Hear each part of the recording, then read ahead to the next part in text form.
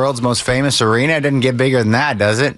You tell me. I mean, that's pretty special. I mean, we got WrestleMania right around the corner in Vegas in April, but this is right up there with it. This is the first Raw of the Netflix era in the Garden, which is going to be a big one. I know. The Garden is the Garden, as they say in our business, so I'm very excited for this one. It's the best. You like jumping in a cage, or where does that rank on the different type of matches you can have? You like it? I mean, it's constricting, right? Because that's the name of the game. They put two bodies in a cage. You're not supposed to get out of there. You want to fight to the death. So there's that. But I like the challenge. I think it's a lot of fun, and the spectacle of it, I mean, you can't beat. Well, I mean, the world's most famous arena, of course, Seth. Hulk Hogan beating the Iron Sheik, 1984. I know you're a huge fan of Hulk, right? You remember that moment? I was a Hogan fan growing up, yes. I was being facetious. No. Growing up, I was a Hogan fan, and I've said a million times the dude has been nothing but kind to me in my life and our interactions. Doesn't make him a good person. Obviously, he's run into some issues as of late, and we'll see if he clears those up. That's his business, though. Were you surprised? I mean, I wasn't even going to bring up Hulk. The way he was booed, that was out in L.A., right?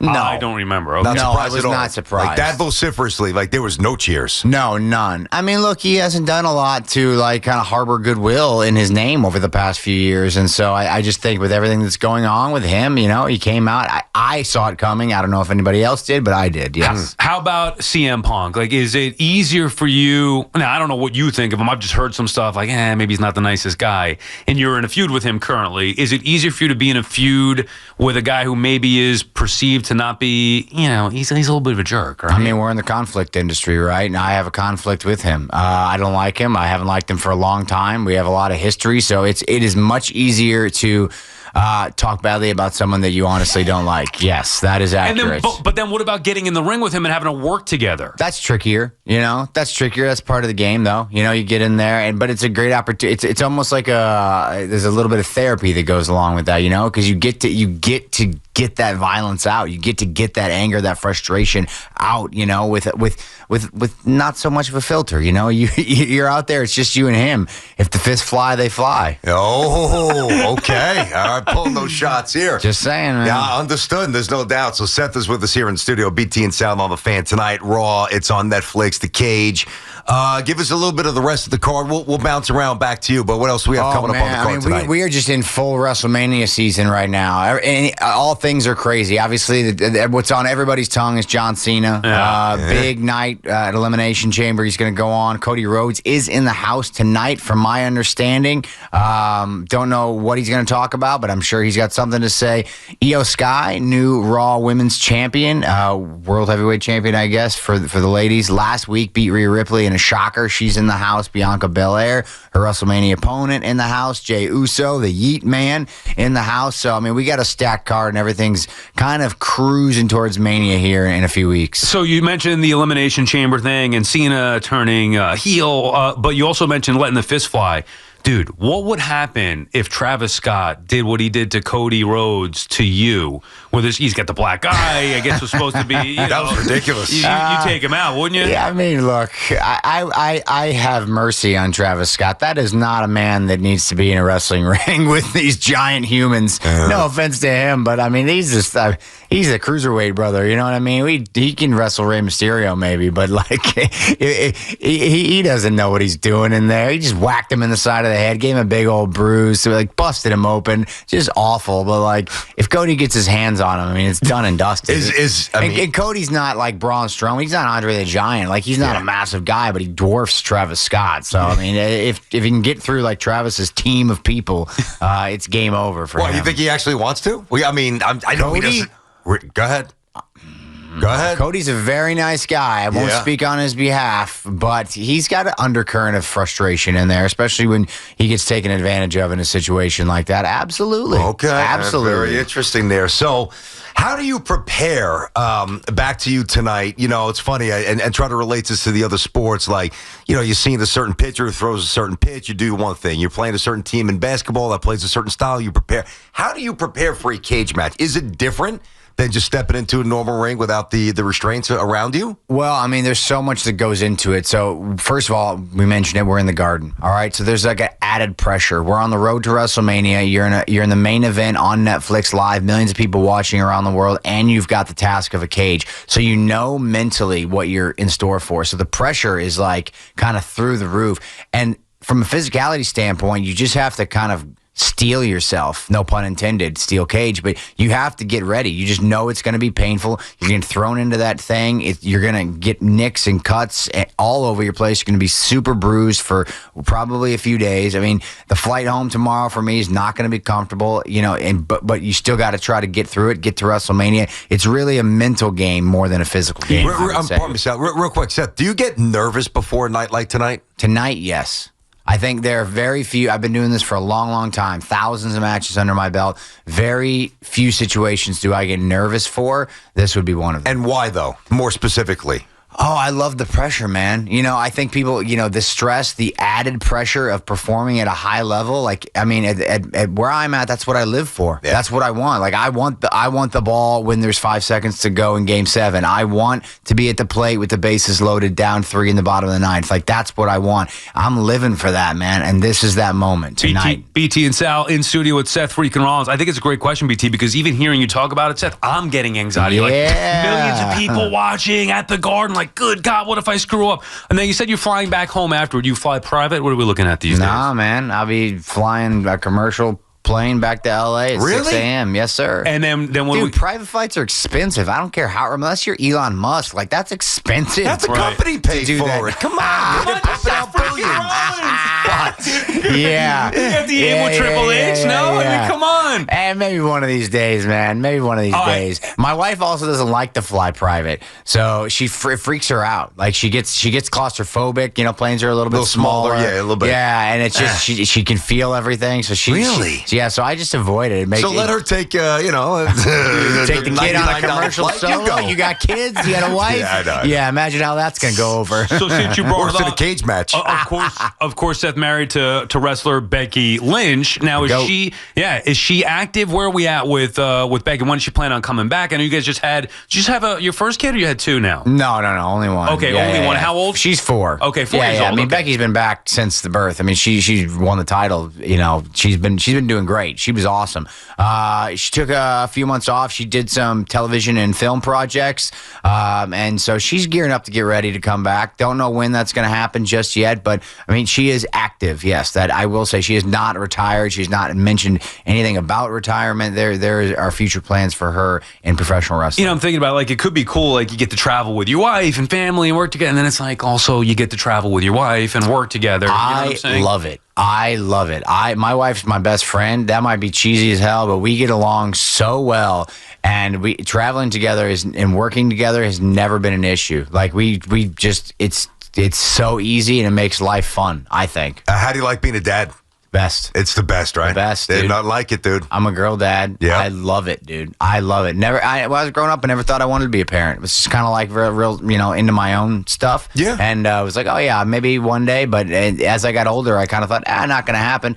Then you meet the right person, and time comes. And, I mean, it's the best thing I've ever done. Well, Seth, think about this. The old, and I love, whether it's articles or documentaries or shoots, whatever, the old days, guys in a car for 9 hours to one town to one territory. Being a dad back then as a wrestler compared to being a dad right now, it's night and day. It's totally, you can actually be a dad now. Yeah, you can. I mean, the business has changed so much. It's evolved so much, and it's so much more, user-friendly, I suppose, for us as performers. I mean, the schedule is way pared down, even from when I started back in 2012. I went from wrestling 200-plus matches a year to now, maybe doing like 50 at most. And so... wow. And the same money? More. The money's a little better. Yeah, I mean, that's amazing. Yeah, wow. Money's a little better. The business is in a much healthier place than it was, 12 years ago. So it's fantastic. And yeah, you're right, dude. Those guys, I mean, it wrecked families. The business wrecked families. Because what are you going to do? You're on the road for a month at a time. Like, you get a drink, you get a party, you get drugs, you get to do what you shouldn't do. There's no oversight. Yeah, there's no help to get you healthy. You're just constantly running, and it wears you down. Did you do Disney yet? Oh, yeah. Okay. Yeah. I've done Disney many, many times. Yeah, Orlando and Los Angeles. I'm talking about with your fam. daughter. Okay, with the fam, 4 years old, and that nice window. Yeah. Oh man, okay. We're in that sweet window right now where everything's still magic, man. Santa Claus still real. Moana. Oh yeah, Frozen. Yeah. I love it, Seth. It's the best, dude. She loves it. She just hit her big Bluey phase, so we're a Bluey household now. Which there's a Bluey live. I'm actually going to that show. I didn't know that. Saturday. Did you know this? No, I didn't. A Bluey Bluey, not Bluey Live Show. What the hell is it called? It's a Bluey Experience. They have one in Fifth Avenue. They have them all over the place. I know what you're talking But about. yeah, you go in for an hour. I think at the end you get to take pictures. We did one with Trolls. We did one with Trolls in New York not long ago. Yep, amazing. All right, so on that, whether it's at the airport, whether it's at Disney, you and your wife both superstar famous. Sure. How does that get, like, when you're getting, can we take a picture? Can you sign this? You know what? I don't mind at all. Look, if you run into me and I'm out and about and you see me and ask for a picture, I love it, man. I mean, I'm so grateful that I get the opportunity to be that for somebody. Now, if you're going to stalk me down at an airport and get my flight information and then show up in a place you shouldn't be, that's a little weird. I'll push back on that. I don't like that. That's a little invasion of privacy. But man, if we just run into each other, say what's up. Ask for a picture. I'm always down for that. That's phenomenal. So Seth Rollins is in studio. It's BT and Sal on the Fan. The cage match tonight. CM Punk. You got to knock him around. I just have a good feeling about that. I love the old, like I was raised on wrestling. My grandma used to go to the Garden. This is a true story, Seth. She actually filled up a water gun, right? Little 4'4" to God bless her. And her twin sister, they were probably, they lived into their 90s, but she's probably 70-something at this point. One of the Moondogs, this is 70s. Oh, yeah. Okay.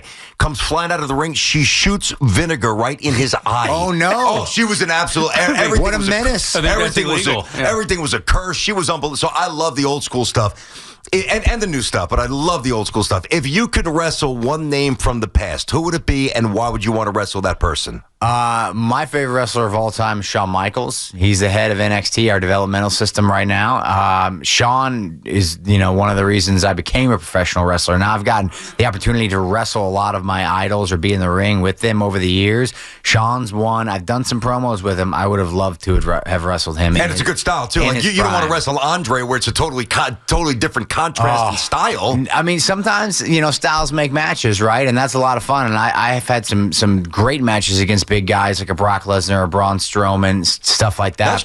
That's true. But Shawn, I mean, he's just special. He's one of a kind. I'd love to get in the ring with him. I mean, our styles are very similar. I think we could have, an incredible match. Do you remember that time on the barbershop where he threw Marty Jannetty through the window? Of course. Remember that? Yeah, it's the second greatest heel turn of all time behind my own.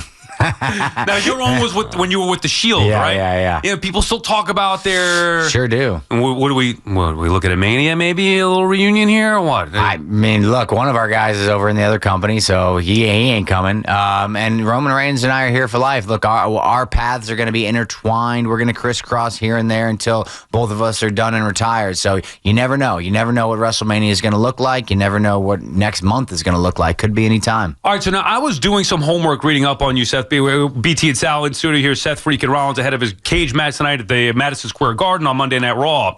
You're a huge sports fan. I do like sports. Okay, now is there truth to you wanting to do broadcasting after your wrestling career is over, like sports broadcasting, a Bears podcast? Is there any truth to this stuff? Don't got to do it after. We can do it right now. Are you doing a Bears podcast? Look, there's a lot in the works right now. There is a lot of truth to that. I love the Chicago Bears. I love to add some spice and personality to the broadcast booth, if at all possible. I feel like it would be a lot of fun.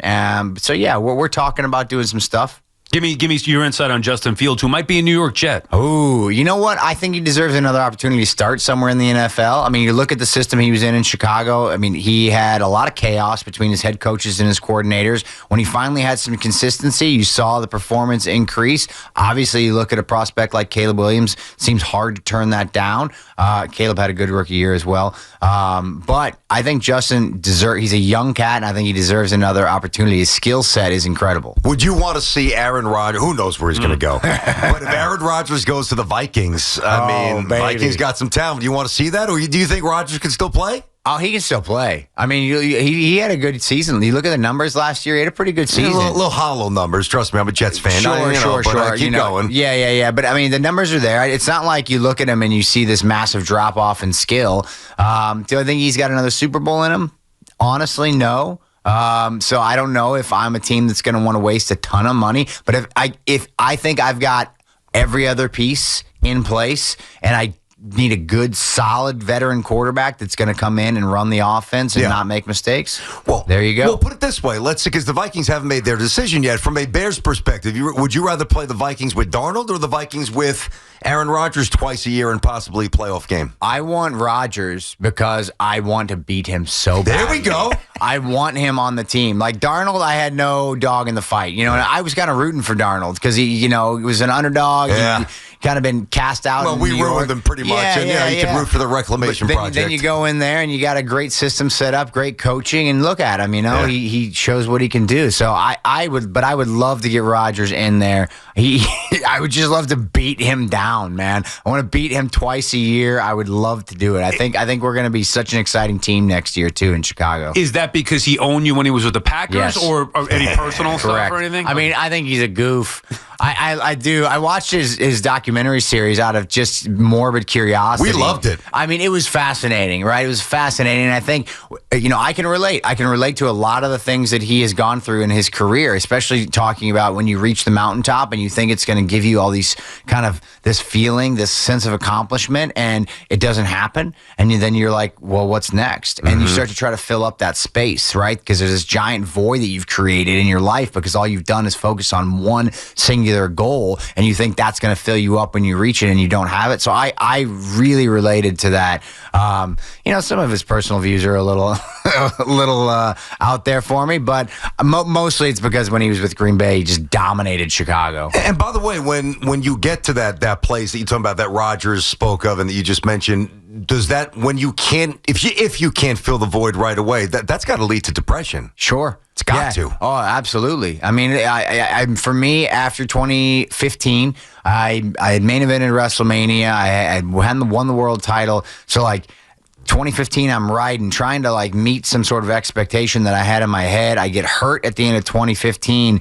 And then honestly, for the next 3 years or so, it was I wouldn't call it a downward spiral, but it took me a while to get to a place where I felt like what I was doing had any sort of meaning. And honestly, it didn't happen fully. I didn't fully grasp what life was going to look like for me.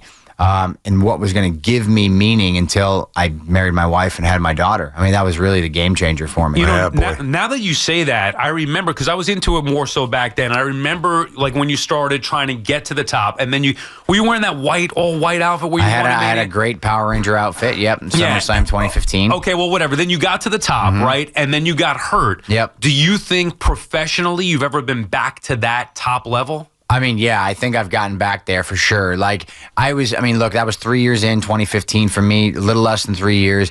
I was still on the come up. Where I'm at right now, especially over the past couple of years, my relationship with our audience is through the roof. I think I'm more visible in a pop culture sense. Our business is healthier than it's ever been. And so, yeah, I mean, my where I'm at right now, my body's still really clicking on all cylinders, but my mind is finally caught up to where my physical was. So my mental and physical are in this awesome synergy right now before my body drops off a cliff here in my 40s, but I really feel like I'm in a great spot right now, the best I've ever been. Can you get the same feeling from delivering an all-time promo?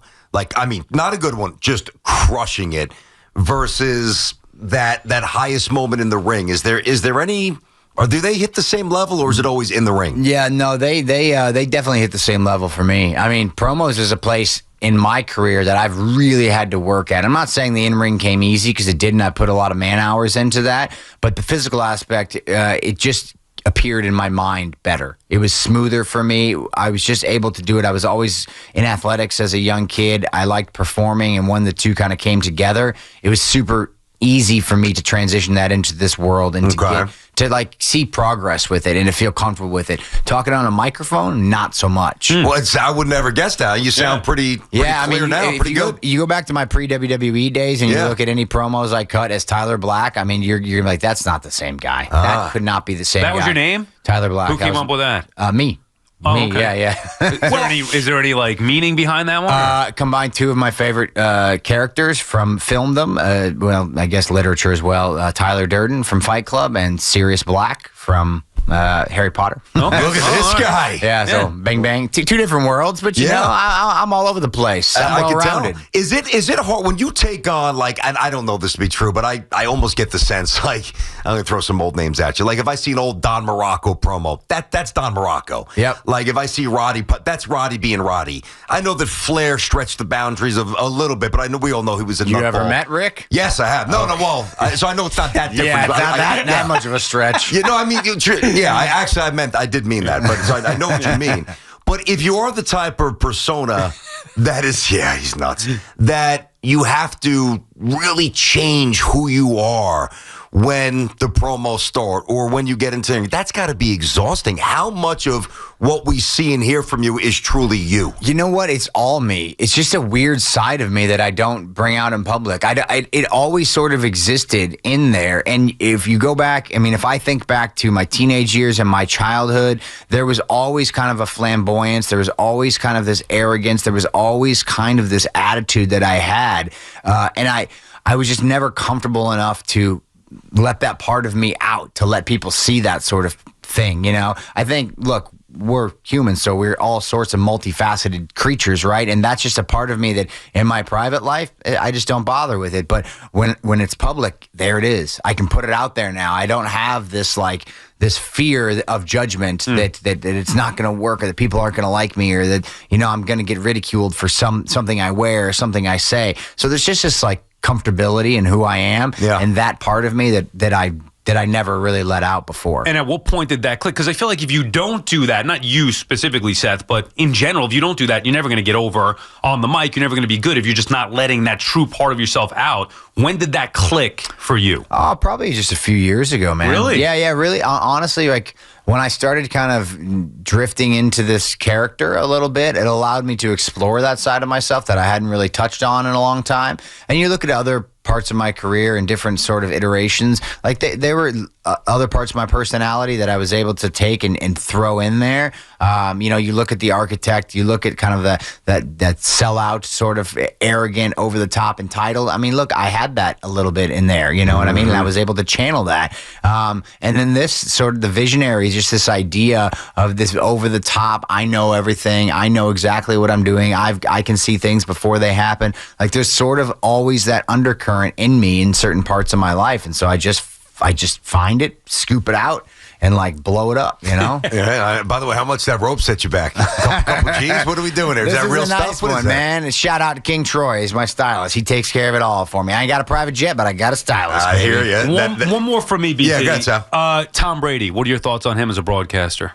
Look, Tom's new to the game, man. He's an untrained voice, you know what I mean? But he knows so much about the game, and I love his perspective. I mean, I love the X's and O's, and that could just be the football nerd in me. He's a little boring. Come on, Seth. He is honest, a little dude. boring, but I love hearing that, man. I like hearing the insight. And I think the one thing that I struggle with is obviously he's got the conflict of interest because he's the owner of the Raiders. So there's only so much that he can get into. But I love his competitive mindset when he talks about his experiences in the game, because look, no one had experiences in pro football like him. He is the GOAT, the greatest quarterback that ever played, the winningest quarterback that ever played. So he has experience that nobody else is going to have. Love Tony Romo, love Greg Olsen, but these guys, I mean, I don't know if Brady's going to stick it out for a long time, but you're right. He's a little boring. A little bit. He'll loosen up, though. I think he's a little reluctant to put it out there. First season, exactly. Let's just see. Give him a chance. Let him learn. No doubt. By the way, do you bet football? Are you allowed to? Can you guys jump into the other sports? What is that with the contract? I think so, but I'm not a gambler.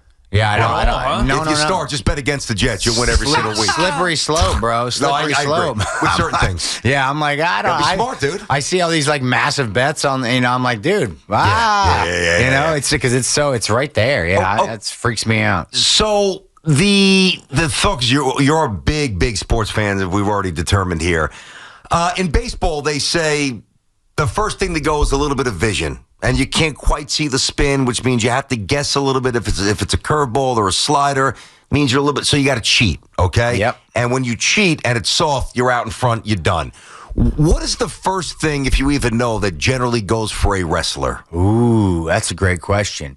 I mean, ours is more, it's not specific, right? It's very non-specific. So but the physical aspect usually goes first, right? The physical understanding of what your body, you're used to, okay, these are my moves. These are how I do them. These are ways I can get in and out of them. And, you just do that. And then one day, one of them doesn't work the same as it used to. And you go, I can't quite jump as high as I thought I used to be able to. I can't run as fast, or like my cardio is a little, so again, the same, you cheat, you start to adjust your style. But the beautiful thing about our business is once you built so much equity with your audience, they're a little more forgiving. And like we're storytellers. So we create characters, we create stories, we create conflict resolutions. That's it. And if you can get the audience to care, whether it's on a microphone or in the ring, that's all that matters. That's how the money comes in. That's actually an outstanding point, because athletes,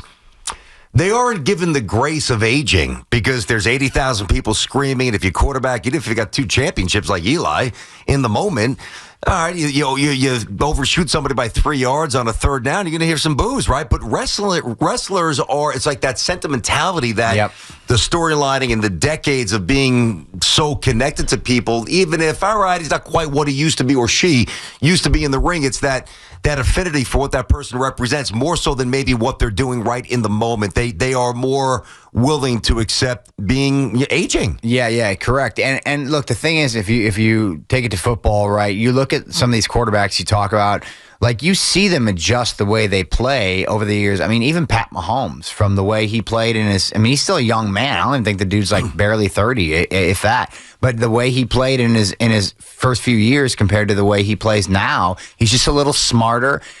Brady was the same way. Drew Brees was the same way. These quarterbacks, they figured out the game. They can anticipate better because they've seen a million snaps more than when they were 23 years old. So it's the same for us. Like, I can see things much better now than I could when I was 26, when I first came to WWE. Yeah. So I can plan for everything. I can see, I've heard it all. I've seen it all.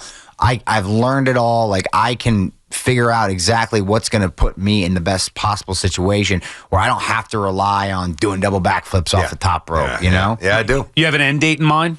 Or year and age? Have you thought about? No, I'll be 39 in May. 45 maybe really sounds all right to me, I think. It's kind of going to depend on what I do in the next few years as far as outside of WWE or behind the scenes in WWE. Both of those things are appealing to me. So just got to figure out what that feels like. But like, my body's definitely I feel good right now. I feel very good. I feel like you'd be a great like Jesse Ventura I was commentator. Thinking the same thing. Yeah, I really do. Do you have interest in doing that? Commentary? No, not so much. No. I think Jesse's awesome, man. Great. I'm so bummed I wasn't on the Saturday Night's Main We were Event. there. We went, both of us. Oh, that's Sick. We had great. Jesse in studio for that. He's great. Oh, he's the best. He's man. incredible. He's so great. I was so bummed. Like, I think I was on the books for a match for that show, and then my opponent, this giant dude, Bronson Reed, decided to jump off the top of a cage and snap his ankle. And so my match got scrapped. Don't do that tonight. No. There'll be no ankle snapping. Knock on wood tonight. But at least not mine anyway. Maybe Punk's. Yeah, exactly. Yeah, but I mean, I think I'm more behind the scenes guy when it's time for me to finish up. Like, I'd like to be on the other side of it. I don't want to be like a character in front of it anymore. Once I'm done in the ring, like, let me go back. Let me help, the business. Let me help the young guys and girls. Let me do something like that. Like script writing, stuff like that? Yeah, maybe something in the creative department. We'll see. Well, what do you do, like, when you're presented a possible angle and a possible route? And when you're young in the business, you have no juice. You pretty much got to go along for the ride. But somebody like you have a different level of cachet. As it's presented to you guys, but you really, truly, fundamentally oppose it. How much will they listen to your input? Gosh, I am so, and I say this, maybe I'm wrong, maybe my perspective on myself isn't great, but I'm really easy to work with for the most part. Like, I like to take ideas and figure out how I can make them the best, as opposed to like, this idea sucks, let's do something completely different. Okay. Yeah. I like to work collaboratively. So if an idea is given to me, I go, if there are aspects of it I don't like, I'll approach it that way, in the sense that, okay, we can do this differently and still get to the same point. I like the base of the idea, or maybe I don't like the base, but I like the details, whatever it may be. And I try to figure out within that framework how to make it great. Now, look, there have been times where I'm just like, this is awful. I don't want to do that. Can we please do something different? And do they listen? Usually. Okay. Yeah, usually. I mean, look, because if you go out there and if you go out there and you're performing what you don't believe in, then it's garbage. It's going to be garbage. But even if you take a bad idea, say a bad idea, but you believe in it and you go out and you put 100% into it, you can take a bad idea and you can make it good. You know, maybe you can't get it great, but you can make it good. You take a good idea, you can make it great. But even if you take a great idea and you go out there and you phone it in, it's going to be crap. It doesn't matter how good the idea is. All right, there you have it. Catch him tonight at the world's most famous arena, Monday Night Raw, cage match with CM Punk. He is Seth Freakin Rollins. And pretty soon we'll probably be seeing you next to Stephen A. Smith on First Take or something like Stephen that. A., baby, let's go. Debating your Bears. All right, thank you, Seth. We appreciate it. Good luck tonight against that bum CM Punk. That bum. Thanks, guys. More of your calls when we come back.